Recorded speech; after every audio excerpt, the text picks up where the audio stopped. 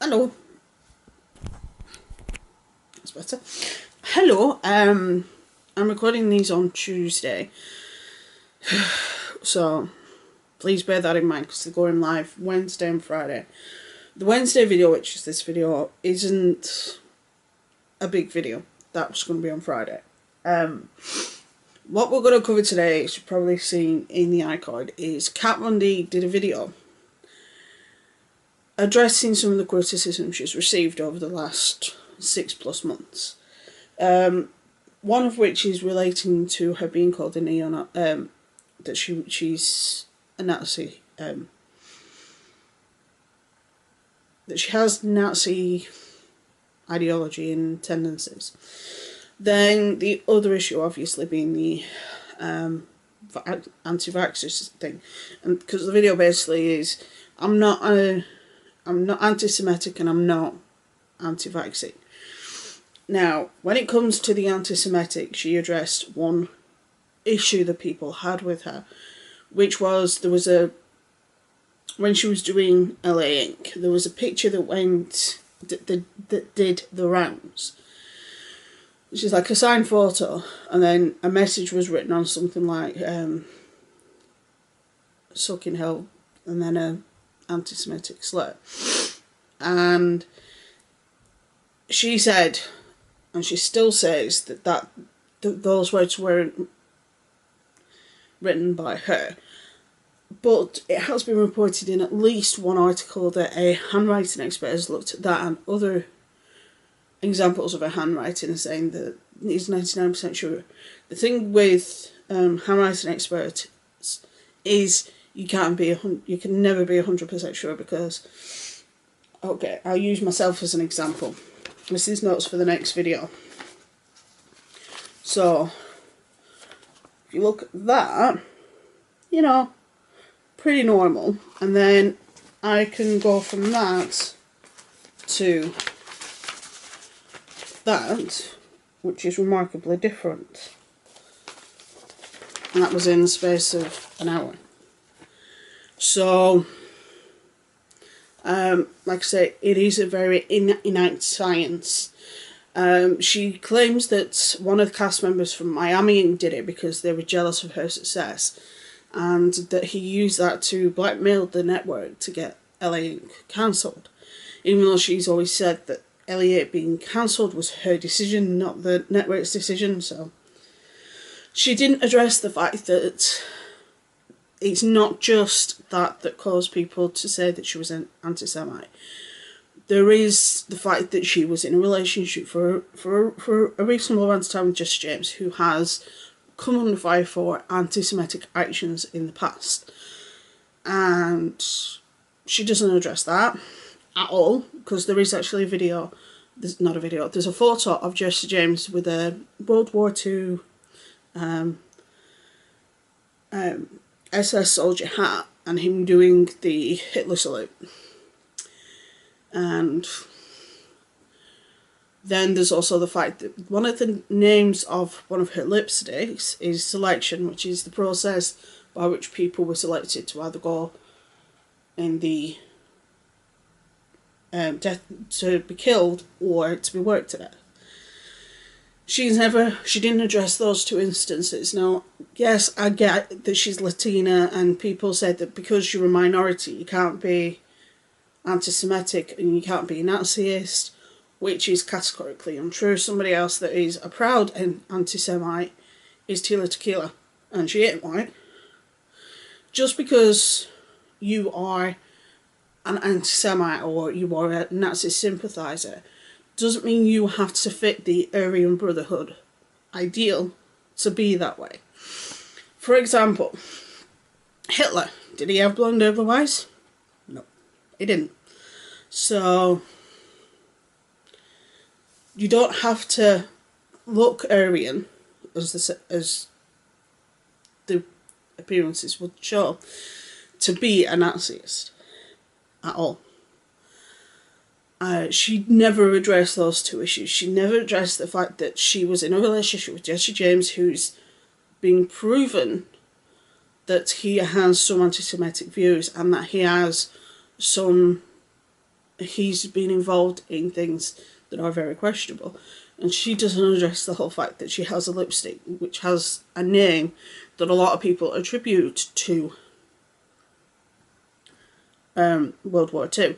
She might turn around and say, yeah, but I just picked a random word. It's like, so you picked a random word selection, which, if you take away the fact that it was used in World War II, but if you just use the fact of the word as the word that it is in the English language, which is to make a selection, which make you pick people to do something,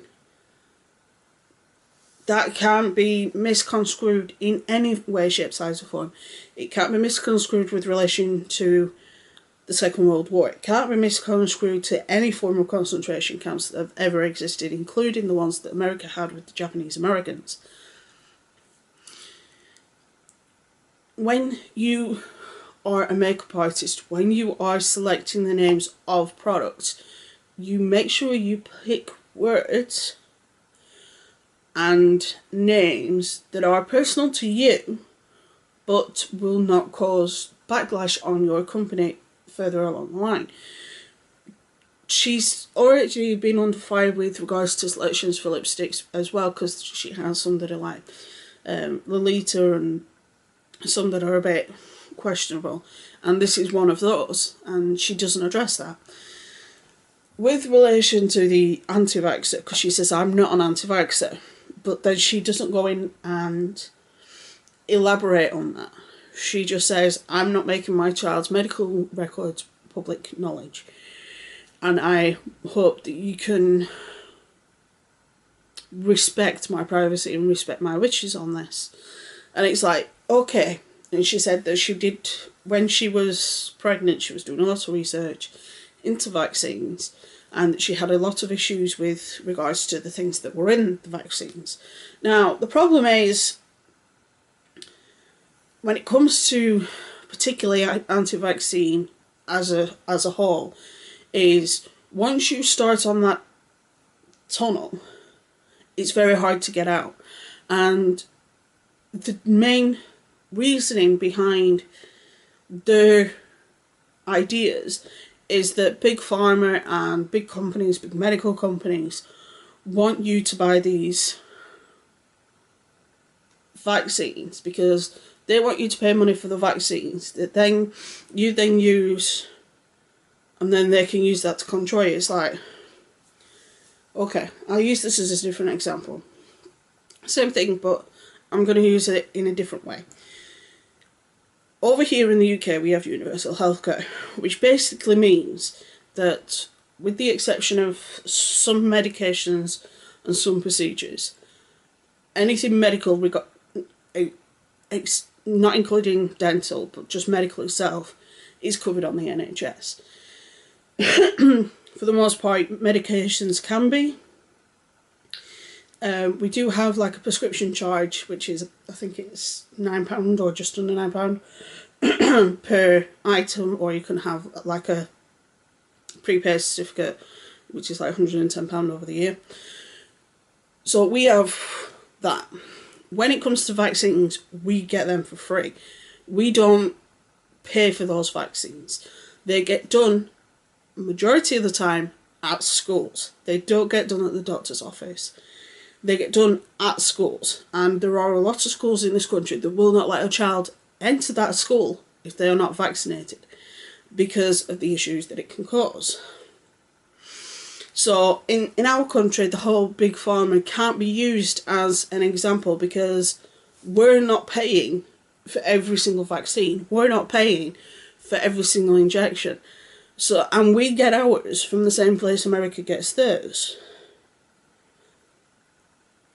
So, and it's like, yeah, but there's a link to autism. No, there isn't. It's been disproven multiple times. There is no link between vaccines and autism. It's like, yeah, but there's a chemical in vaccines that does have a link to autism. It's like, first of all, that chemical in question, I can't remember which one it is, doesn't have a link to autism. But because of this whole, oh, it's got a link to autism, because of that, they've actually taken that out. and it now no longer has that in it. Yeah, but there's too many injections over a short period of time. It's like, yeah, they try and do a lot of injections before you get to the point where you're at school and you're with like 20, 30, 40 other kids your age, and you're swapping toys and you're all shoving it in your mouth, and that's what they are done for, because it's at that point where you are exposed to things like whooping cough, measles, and things like that. We've nearly got rid of a lot of conditions, and they've started to come back again because of the plain simple fact is people are saying, I'm not vaccinating my children. Do I believe that you can accept religious questions, religious issues? No.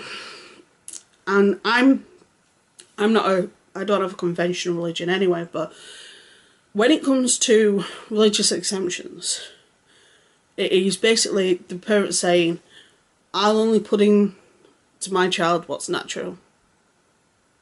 Most of these vaccines are either a dead or an extremely small amount of the actual infection of the illness that then trains your body's immune system to attack the infection.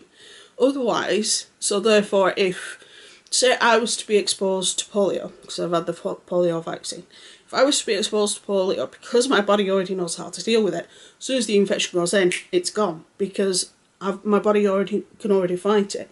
Whereas if it was something, another example I'll use, I think when I was a baby, whooping cough vaccine wasn't an option, because not long after I was born, I got whooping cough, and it nearly killed me.